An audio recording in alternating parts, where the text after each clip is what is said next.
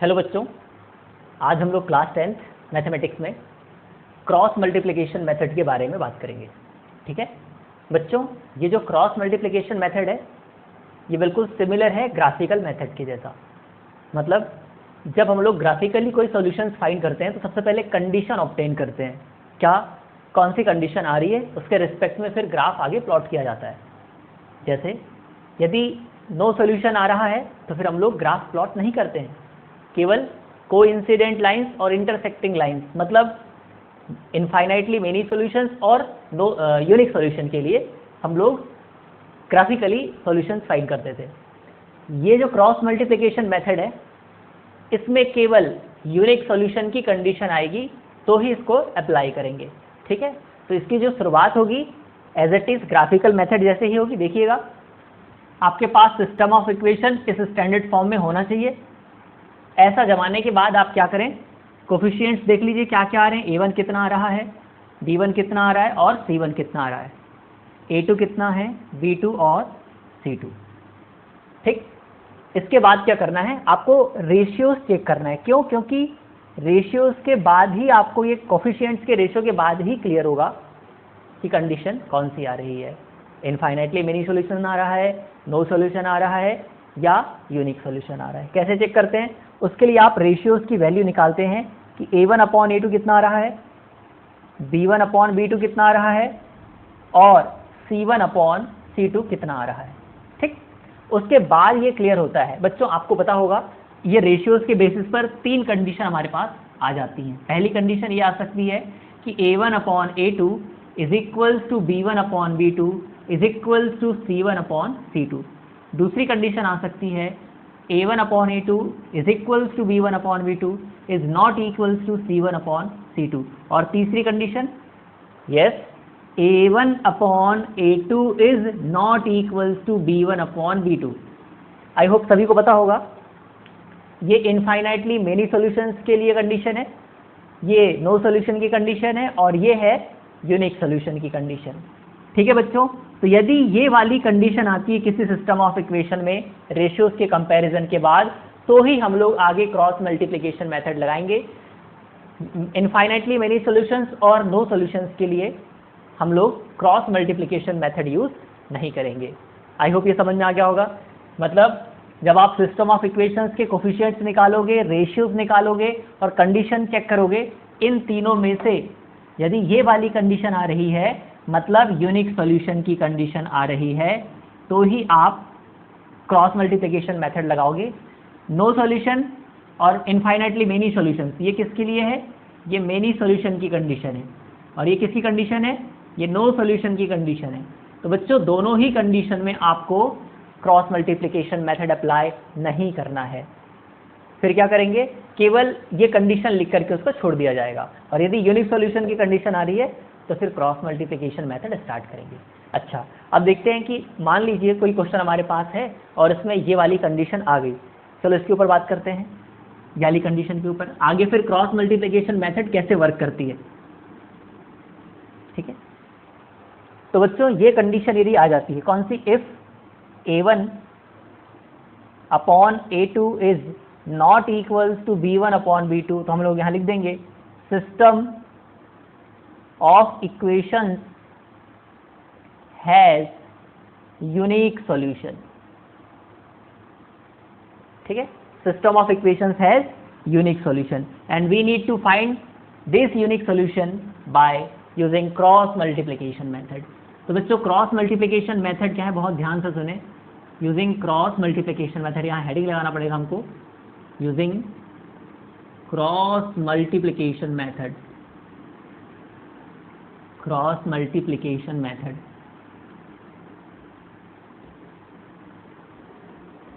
Okay, क्या होता है, तो बच्चों ये जो मेथड है इसका जैसा फॉर्मेट है उसी को हमको कंटिन्यू करना है।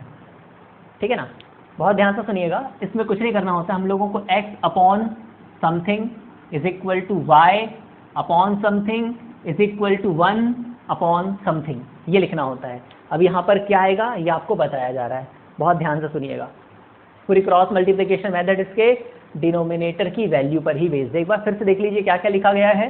क्रॉस मल्टीप्लिकेशन मेथड जब यूज़ करेंगे तो सबसे पहले क्या लिखेंगे, क्योंकि हमारा टारगेट क्या है, अल्टीमेटली एक्स और वाई की वैल्यू ही तो फाइंड करना है। तो हम लोग इसको इस तरीके का फॉर्मेट बना देंगे, X upon something is equal to Y upon something is equal to 1 upon something. अब आप बोलेंगे सर ये 1 कहाँ से आ गया?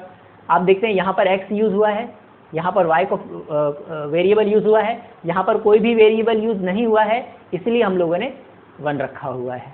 ठीक है, आई होप यहाँ तक कोई प्रॉब्लम नहीं होगा। अच्छा, अब इसके डिनोमिनेटर में क्या आएगा, बहुत ध्यान से सुनिएगा, क्योंकि ये एक मेथड है। अभी हम लोगों को इसके रीज़न पे नहीं जाना है कि ये कहाँ से आया है। ठीक है, बहुत ध्यान से सुनिए। इसके अपॉन में होगा बच्चों b1 b2 c1 c2, ये 4 कॉर्नर पर हम लोग इसको ऐसा लिख देंगे। आप इसको डिटर्मिनेंट फॉर्म भी समझ सकते हैं, ये आगे की क्लासेस में आप पढ़ेंगे इसके बारे में। ठीक है, y के अपॉन में आ जाएगा c1 c2 a1 a2, और 1 के अपॉन में आ जाएगा बच्चों a1 a2 b1 b2। ठीक है, इस तरीके से हम लोग इसके डिनोमिनेटर में वैल्यूज़ को रख देंगे। अब आप बोलेंगे कि ये कहाँ से आ गया अच्छा, एक बात, ये लिखने के बाद इसका क्रॉस मल्टीप्लिकेशन कर देंगे। ठीक, इसका इससे इंटू माइनस ये ऐसे, इसका इससे इंटू फिर माइनस इसका इससे इंटू। ठीक है ना, एक बार आपको फिर से बता देते हैं कि वैल्यूज़ कहाँ से आती है। जब हमारे पास यूनिक सॉल्यूशन की कंडीशन आ जाएगी, उसके बाद क्रॉस मल्टीप्लिकेशन मेथड कैसे यूज़ करना है, तो इसको हम लोग लिख देंगे x upon something is equal to Y upon something is equal to 1 upon something. बच्चों ध्यान से सुने, जब हमारे पास सिस्टम ऑफ इक्वेशन ऐसा लिखा होगा a1x plus b1y plus c1 is equal to 0, a2x plus b2y plus c2 is equal to 0, तो वेरिएबल x की यदि वैल्यू निकालना है तो आपको उस टर्म को ही वहाँ से हाइड कर देना होगा। फिर आपको कौन दिखाई दे रहा होगा, b1y plus c1 b2y plus c2, इस तरीके से दिखाई दे रहा होगा। तो आपको यहाँ पर वेरिएबल नहीं लिखना है, खाली कोफिशिएंट्स लिख देना एज इट इज़ जो बचे हुए हैं। क्या क्या बचा हुआ है, b1 b2 c1 c2, तो यहाँ भी हम लिख देंगे b1 b2 c1 c2। यहाँ अपॉन नहीं है, इनके बीच में कोई रिलेशन नहीं है, बस आप लोग ये चारों कोफिशिएंट्स को 4 कोने पर जमा देंगे x के अपॉन में।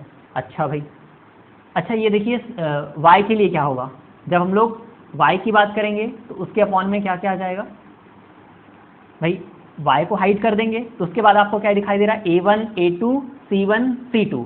लेकिन यहाँ एक बात बहुत इंपॉर्टेंट नोट करने वाली है कि जब आप y के डिनोमिनेटर की वैल्यू निकाल रहे होंगे तो शुरुआत c1 c2 से करेंगे और उसको एंड करेंगे a1 a2 पर। इसका मतलब आप ये समझें कि a के बाद b आएगा, b के बाद c आएगा और फिर c के बाद फिर से a आ जाएगा।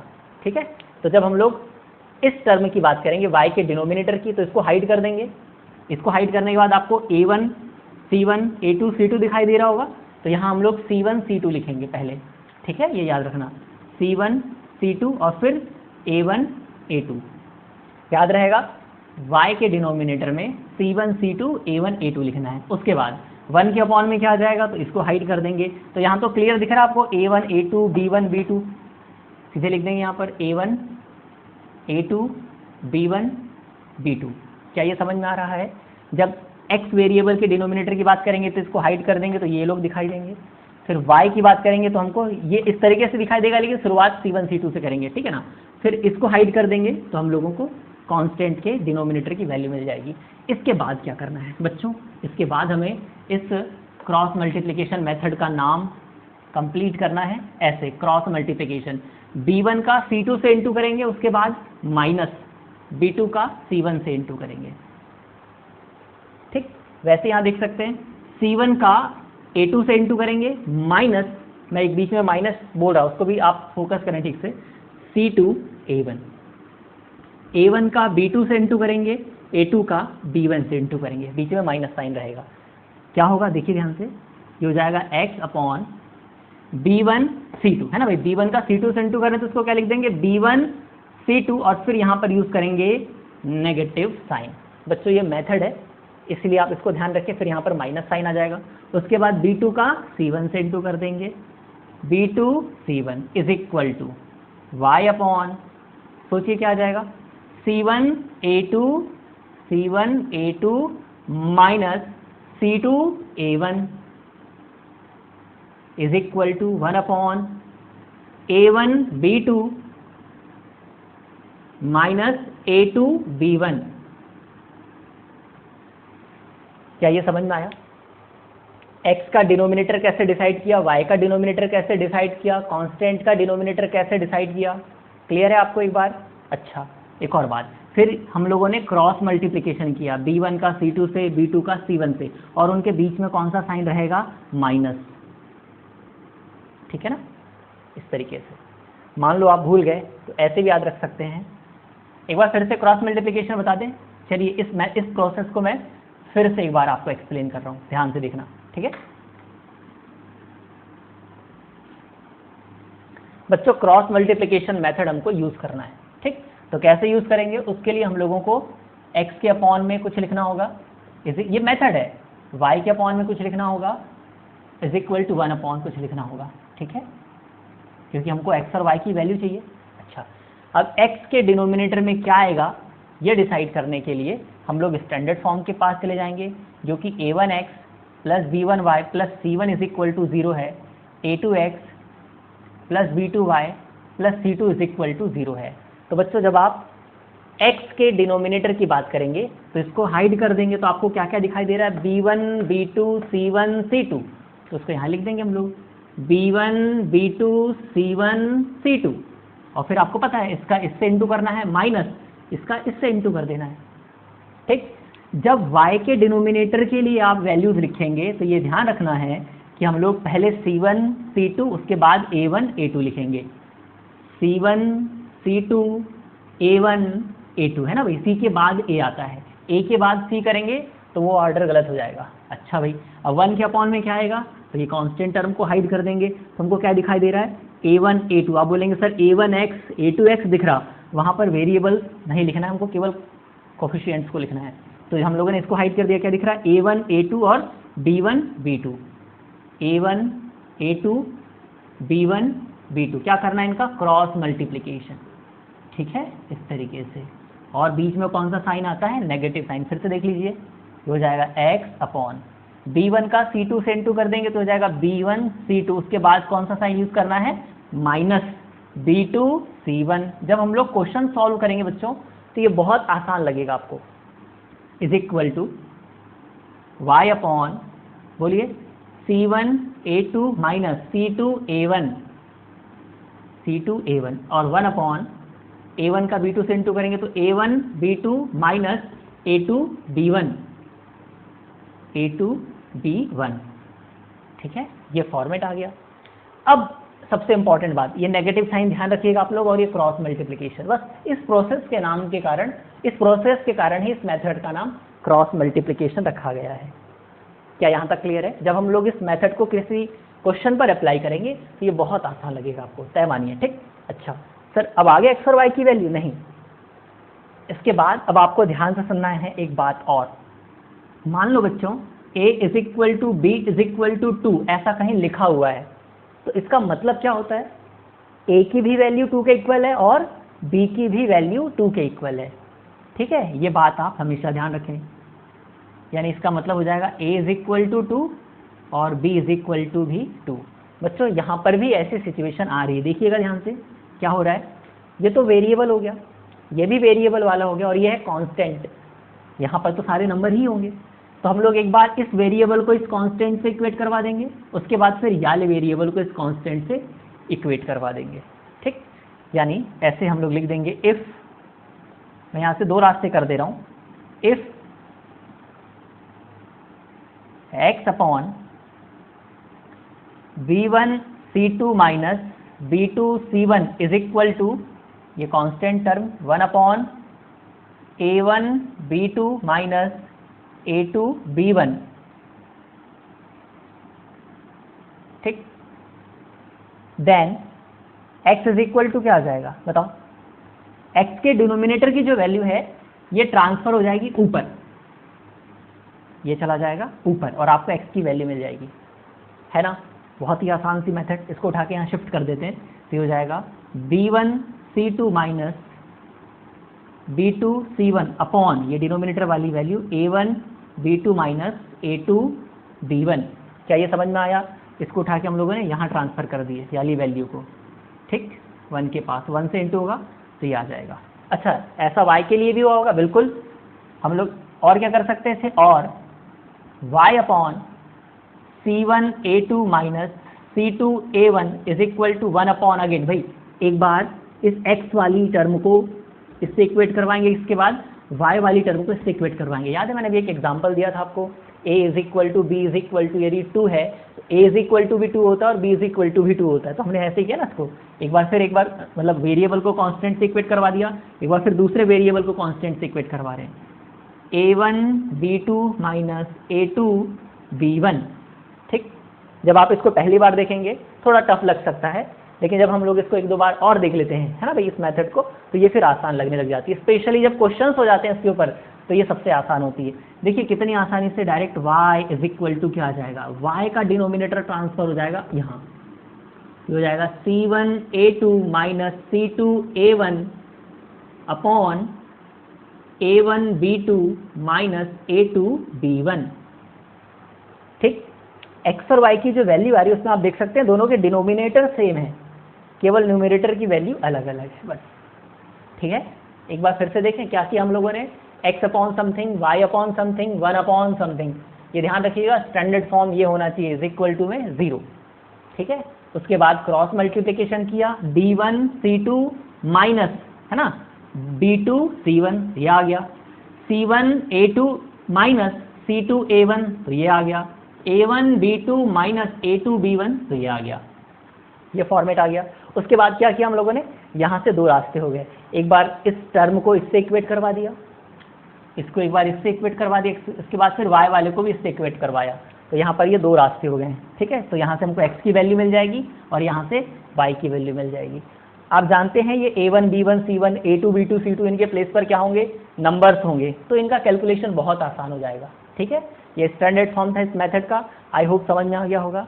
एक बार फिर से मैं क्विक रिवीजन ले लूँ कि हमारे पास जब भी सिस्टम ऑफ इक्वेशन ऐसा गिवन होगा तो उसके हम लोग ये कोफिशिएंट्स निकाल लेंगे, उसके बाद कोफिशिएंट्स के रेशियो निकाल लेंगे, रेशियोज निकालने के बाद यदि ये कंडीशन आती है, कौन सी, A1 upon A2 is not equals to B1 upon B2, B1 कहाँ गया, यस, B1 अपॉन B2, तो ये किसको रिप्रेजेंट करता है, यूनिक सॉल्यूशन को, मतलब यूनिक सॉल्यूशन आ गया तो कहानी आगे बढ़ेगी। और यदि इनफाइनाइटली मेनी सॉल्यूशंस और नो सॉल्यूशंस आया तो हम लोग क्वेश्चन को वहीं स्टॉप कर देंगे, मतलब हमारा कई 2-3 क्वेश्चंस तो यहीं पे खत्म हो जाएंगे। जब यूनिक सॉल्यूशन की कंडीशन आएगी तो फिर हम लोग क्रॉस मल्टीप्लिकेशन मेथड ऐसे यूज करेंगे। ठीक है बच्चों, तो एक काम करते हैं, एक एग्जांपल के थ्रू इसको समझने की कोशिश करते हैं। यस बच्चों देखिएगा, एक्सरसाइज 3.5 क्वेश्चन नंबर 1, इसमें और भी क्वेश्चंस हैं, तो इसका ये फर्स्ट वाला हम लोग कर रहे हैं। लिखा हुआ है x minus 3y minus 3 is equal to 0, 3x minus 9y minus 2 is equal to 0। बच्चों जब आप क्वेश्चन पढ़ते हैं तो उसमें ये लिखा आता है कि यदि यूनिक सॉल्यूशन की कंडीशन है, क्वेश्चन आप पूरा रीड कर रहे होंगे तो उसमें लिखा हुआ है which of the following pairs of linear equations has unique solution, no solution और infinitely many solutions. In case there is unique solution find it by using cross multiplication method. ठीक है, तो हमारे पास यहाँ पर टोटल 4 क्वेश्चन है और इन चारों क्वेश्चन को हम लोग चेक करते हैं। यदि इनमें से जिसमें भी यूनिक सॉल्यूशन की कंडीशन होगी तो उस यूनिक सॉल्यूशन को हम लोग ग्राफिकली सॉल्व करेंगे। ठीक है, तो इसका पहला क्वेश्चन चेक करते हैं बच्चों। चलिए देखिए, ये क्वेश्चन हमारे पास लिखा हुआ है, तो शुरुआत किससे करेंगे, लिखेंगे हम लोग इसको, ऑलरेडी सिस्टमेटिक फॉर्म में है, इज इक्वल टू में 0 है, तो यहाँ से सॉल्यूशन स्टार्ट किया जा सकता है। यहाँ लिखेंगे हम लोग ऑन कंपेयरिंग विथ, कि कंपैरिजन किससे करेंगे, A1x plus B1y plus C1 is equal to 0, A2x plus B2y plus C2 is equal to 0 से। तो आपको यहाँ पे इनके कोफिशिएंट्स मिल जाएंगे। बोलिए A1 कितना आ रहा है, A1 x का कोफिशिएंट, यहाँ कुछ भी नहीं है, इसका मतलब 1। B1 कितना आ रहा है बच्चों, -3, विथ साइन लिखते हैं। C1 इज इक्वल टू, ये भी -3 है। A2 कितना आ रहा है, 3 आ रहा है। B2 कितना है बच्चों, -9 और C2 है -2। ये हमारे पास कोफिशिएंट्स आ गए। इसके बाद क्या करना होगा, रेशियोज फाइंड करना होगा। चलिए देखते हैं, A1 अपॉन A2, देखिए बच्चों 1/3 आ रहा है। फिर b1/b2 तो -3/-9, इसको और सिंप्लीफाई करते हैं तो ये माइनस से माइनस कैंसिल हो जाएगा और 3 से 9, ये हो जाएगा 1/3। ये भी 1/3 आया, ये भी 1/3 आया। चलो अब C1 C2 से बात कर लेते हैं, आपके यहाँ क्या हाल है। तो वो कह रहा है -3/-2, माइनस से माइनस कैंसिल कर सकते हैं, ये हो जाएगा 3/2। तो आप देख सकते हैं A1/A2 की वैल्यू 1/3 आ रही है, B1/B2 की वैल्यू भी 1/3 आ रही है। क्या C1/C2 भी नहीं, ये अलग है ना भाई। तो हम लोग यहाँ से क्या रिजल्ट क्या निकाल सकते हैं, रिजल्ट ये निकाल सकते हैं क्लियरली दिख रहा है आपको, A1/A2 is equals to B1/B2 is not equals to C1/C2। तो सर अब आगे क्या करना होगा, आपको पता है हमने क्वेश्चन में ये बात की गई कि in case of unique solution you have to find it by cross multiplication method. ये कौन सी कंडीशन है, infinitely many solution, unique solution या नो सॉल्यूशन। ये नो सॉल्यूशन की कंडीशन है, ठीक। तो हम लोग लिख देंगे यहाँ पर system of equation has no solution. Okay, खत्म क्वेश्चन। आपको पहले ही बताया गया है कि यदि यूनिक सॉल्यूशन आएगा तो इस दरबार में हम लोग जाएंगे, मतलब इधर, अदरवाइज यहीं पर बात खत्म हो जाएगी, ठीक है। नेक्स्ट क्वेश्चन देखते हैं बच्चों।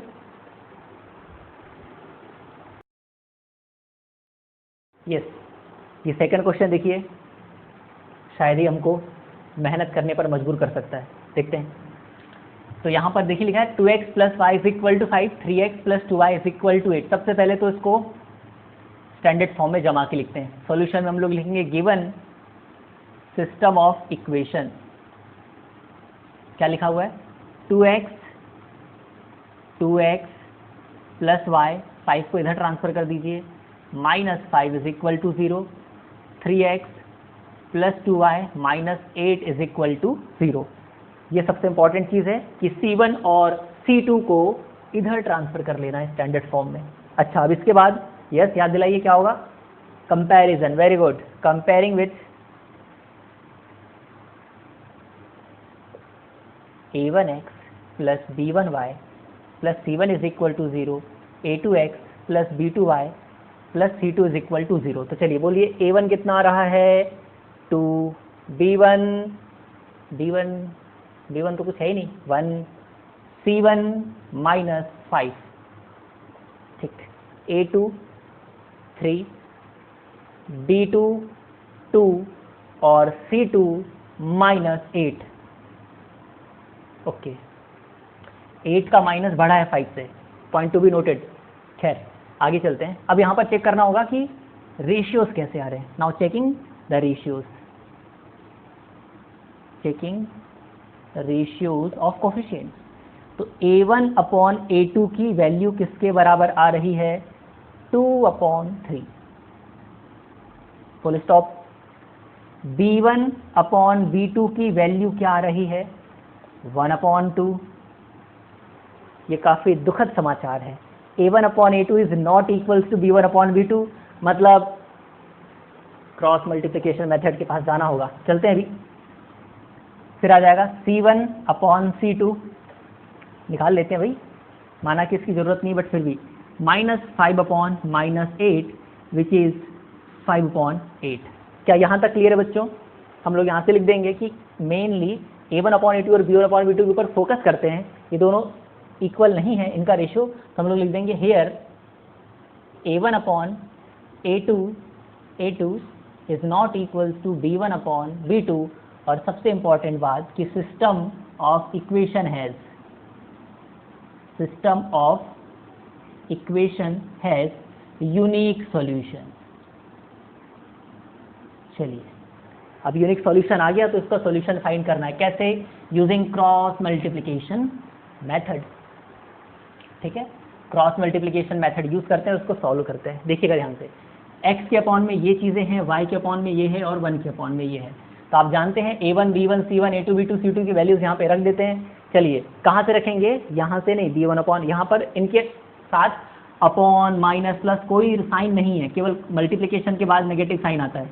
कुछ लोग समझते हैं कि b1 अपॉन b2 होगा, बिल्कुल नहीं है। 4 कोनों पर 4 को रख दिया गया है, ठीक। अच्छा, स्टार्ट करते हैं with putting the values of this all coefficients. Just look at here, b1 b2 कहाँ है, ये रहा 1 और 2, तो यहाँ b1 के प्लेस पर आ जाएगा 1, b2 के प्लेस पर आ जाएगा 2। फिर इनको इनके साइन के साथ लिखना है, ठीक है। c1 कितना है -5, c2 कितना है -8, ठीक है, ओके। फिर यहाँ मत आपको फिर से c1 c2 आने वाला है, यहाँ लिख देंगे -5 -8, और a1 a2 देख लेते हैं यहाँ से, a1 a2 है 2 और 3, 2 3, फिर से a1 a2 लिखा हुआ है यहाँ पे 2 3, और यहाँ पर क्या आ जाएगा b1 b2 के प्लेस पर 1 2, है ना, b1 b2 1 2। अब क्या करें सर, अब हम लोग यहाँ पर इनका जैसे यहाँ मल्टीप्लिकेशन हुआ था फिर नेगेटिव साइन, वैसा फॉर्मेट बना लेंगे। रेडी, चलो भाई देख लेते हैं। ओके, फिर ये 2 रास्ते हो जाएंगे आगे, याद रखिएगा, है ना भाई। ओके,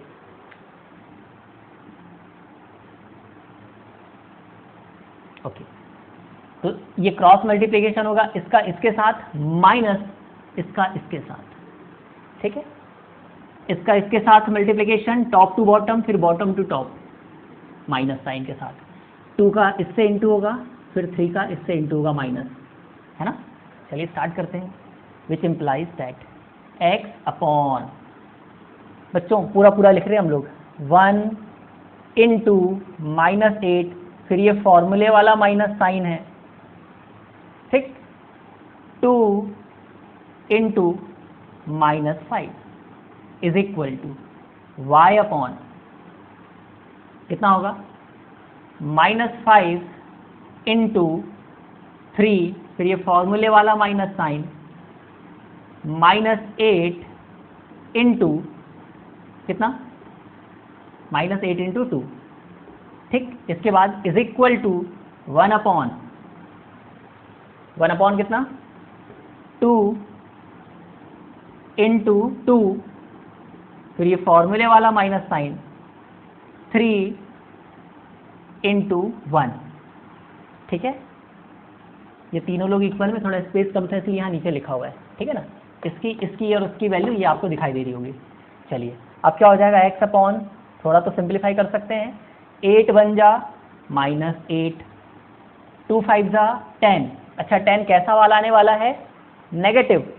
चलिए इसको एक बार फिर से, ये फॉर्मूले वाला माइनस साइन, फिर ये 2 5 जा माइनस वाला 10 is equal to y upon 5 3 जा -15, फिर ये फॉर्मूले वाला माइनस साइन, 8 2 जा 16 -16 ब्रैकेट में लिख दिया, okay, is equal to 1 upon 2 2 जा 4, और 3 1 जा, ये फॉर्मूले वाले माइनस साइन के बाद 3 1 जा 3। तो बच्चों जो नेगेटिव टर्म होती है उसको हम लोग हमेशा ब्रैकेट के अंदर बंद करके रखेंगे। चलिए अब ब्रैकेट ओपन कर रहे हैं, बहुत ध्यान से देखना भाई। x अपॉन क्या हो जाएगा, -8 minus minus plus 10 is equal to y upon -15 minus minus plus 16 is equal to 1 upon 4 - 3 1। क्या यहाँ तक कोई प्रॉब्लम है? आई होप यहाँ तक कोई दिक्कत नहीं होगी। इसके आगे का कैलकुलेशन हम लोग इधर साइड करते हैं, ठीक है। ओके बच्चों, याद रखिएगा ये क्वेश्चन था, कंपैरिजन के बाद यहाँ तक कंडीशन आई है।